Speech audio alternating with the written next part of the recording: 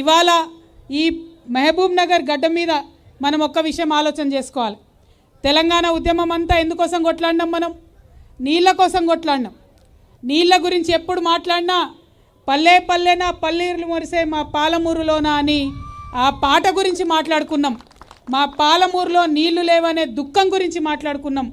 కృష్ణానది 300 కిలోమీటర్లు మన మహబూబ్ నగర్ ప్రాంతంలో పోతున్నా కూడా బిరబిరా కృష్ణమ్మ కదిలిపోతుంది తప్పితే మా పొలాలకు నీళ్ళు వస్తలేవని బాధపడి దుఃఖపడి ఆ ఆవేదన నుంచి పిడికిలు బిగించి ఉద్యమం చేస్తే ఇవాళ తెలంగాణ రాష్ట్రం వచ్చింది. మరి వచ్చినటువంటి ఆ రాష్ట్రంలో 12 ఏళ్ళు అవుతుంది. 1 కాదు 2 కాదు 12 ఏళ్ళు అవుతుంది.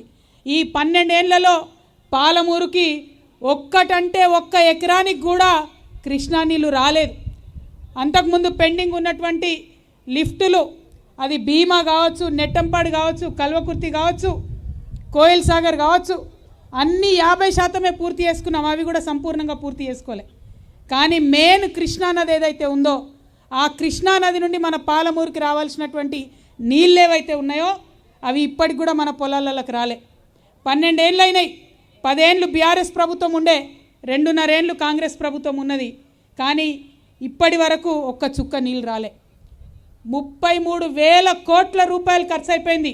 33,000 కోట్ల రూపాయలు పాలమూరు రంగారెడ్డి ప్రాజెక్టు మీద ఖర్చు పెట్టిరు. కానీ 33 ఎకరాలకు కూడా నీళ్ళు ఇయ్యలే. చాలా దారుణమైన పరిస్థితి. అంతకుముందు ప్రతి ఒక్క పార్టీ, అది బీఆర్ఎస్ కావచ్చు, కాంగ్రెస్ కావచ్చు, బీజేపీ కావచ్చు, ఆంధ్రోని తిట్టుకున్నాం. ఈ ఆంధ్రోళ్ళు ఉండబట్టి, ఆంధ్రోలు పరిపాలన చేయబట్టి మన ప్రాజెక్టులకు నీళ్ళు ఇస్తలేరు, నిధులు ఇస్తలేరు. మన ప్రాజెక్టులకు కాలువలు చిన్నగా పెడుతున్నారు, తూములు చిన్నగా పెడుతున్నారు, ఆంధ్ర ప్రాజెక్టులకు పెద్దగా పెట్టుకుంటున్నారని ఆనాడు గుండెలు బాదుకొని ఏడ్చినటువంటి నాయకులందరూ కూడా అవసరానికి ఎలక్షన్ మందం ఆంధ్రోలను తిట్టుకొని ఓట్లు దండుకున్నటువంటి నాయకులందరూ కూడా 10 ఏళ్ళు పరిపాలించేటటువంటి అవకాశం వస్తే ఒక్క చుక్క ఒక్క ఎకరానికి కూడా కృష్ణా నీళ్ళు రాలే. ఇది నేను వాస్తవం చెప్తున్నా.